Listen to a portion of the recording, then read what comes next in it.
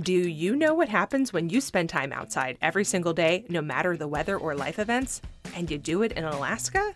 That's what I'm working to find out. I'm Amy Bouchatz, and this is my weekly outdoor diary where I tell you what I've been seeing and learning through my own daily outdoor habit tackling the Humans Outside 365 challenge. Sometimes it's awesome. Sometimes it's hilarious and full of fails. But it's always my real life. Let's go.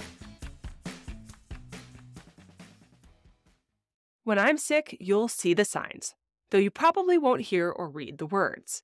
If you follow me on Instagram, you might notice that many otherwise fine-looking days in a row are spent on a simple walk in the woods or with me parked on a chair on the porch.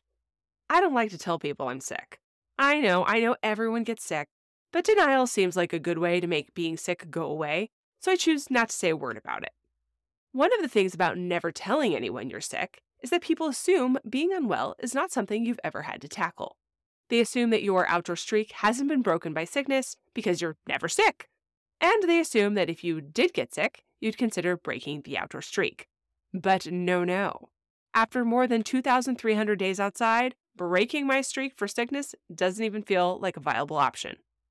Before I talk about how I handle getting outside when I'm sick, I'll make this caveat.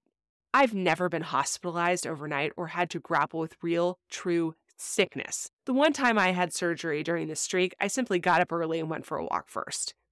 The rest of my sick times, terrible colds or flus, COVID at least 3 times, despite all prevention things, and most recently, this terrible cold or flu or something that I apparently picked up out of who knows where, coughing, congestion, downright terrible, and boy howdy did I not feel well at all. I spent an entire afternoon and evening just laying on the couch watching TV, which I have to tell you is very, very unlike me. If the weather was nice, I would still get outside by plopping myself on the porch under a pile of blankets and just feel miserable there instead of on the couch. But it's not. It's cold. And that means if I'm going to be outside, I gotta be moving.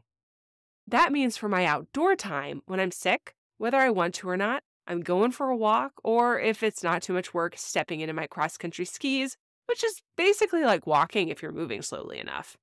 I put on all my layers. I invite the dog to come with me, because if there's anyone who likes slow walks, it's him, and out I go. The wonderful thing about an outdoor habit that revolves around time and not a specific activity is that 20 minutes passes whether you're taking your time just to move a little and breathe, or you're in a super hurry and speed walking. 20 minutes is 20 minutes whether you're sick or healthy. What do I do about my outdoor habit when I'm sick?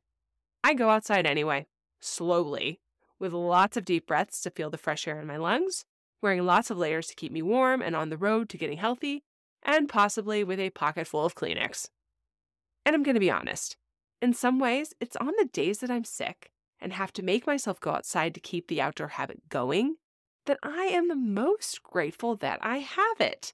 Because those are the days that, were it not for my habit, I most certainly would not have bothered. And I'm grateful for the push. I'm grateful to be outside.